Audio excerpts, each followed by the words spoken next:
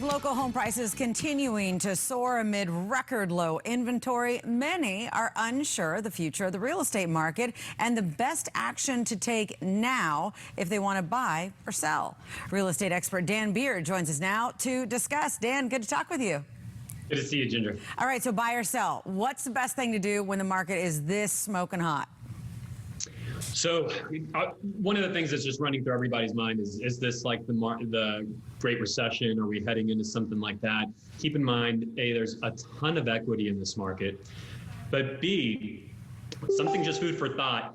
If you take a look at what the effective interest rates are today, even with all the price appreciation we've seen, Ginger, over the last number of years, payments today are roughly the same as they were 3 years ago, because of interest rate movement.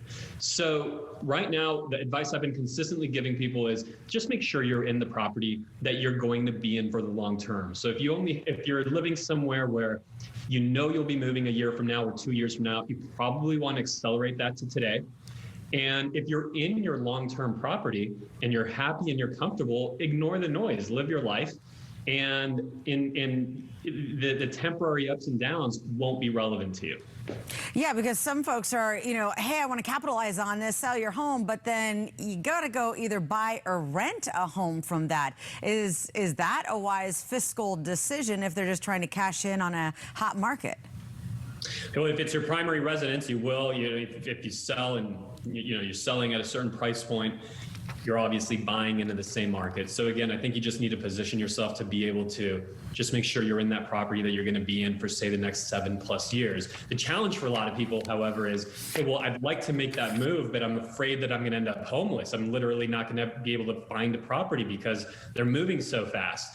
And so for those reasons, A, you need to make sure that you have access to off-market inventory. And we've also developed things like our guaranteed rent back to ensure that you have the time that's necessary to make the purchase once you've sold. So it's a different landscape, Ginger, no question about it. But again, the one thing we know for sure, because the crystal ball, I would say it's broken, it's in the shop, right? And I think everyone's is. But we know where interest rates are, so just get yourself positioned in a property that you know will serve you for the long term.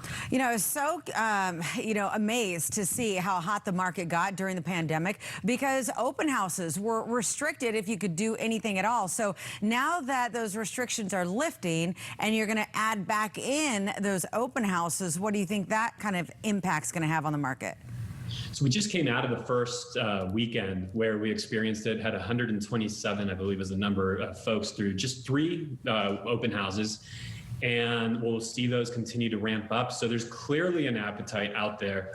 And I think that could go both ways, Ginger. On the one hand, it's going to signal to people that are still holding their property off the market because of COVID fears. It might signal to them, hey, the economy's opening back up. The governor said that everything is wide open come a month, next month. So we might see some of those homes come on. And at the same time, at the end of the day, here's what we know.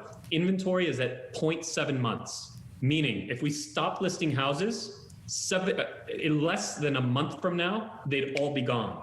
So inventory could double again, and then double another time, and we'd only be at a relatively normal market. So it's going to be a while until we see a real change in the current dynamic. What are people really looking for out there? I mean, the high end, I guess most everything's high end here, but is it second homes? Is it, the best value? So maybe something along the interior? Is it coastal communities, or is it just a little bit of everything? It truly is. From that perspective, it's a little of everything.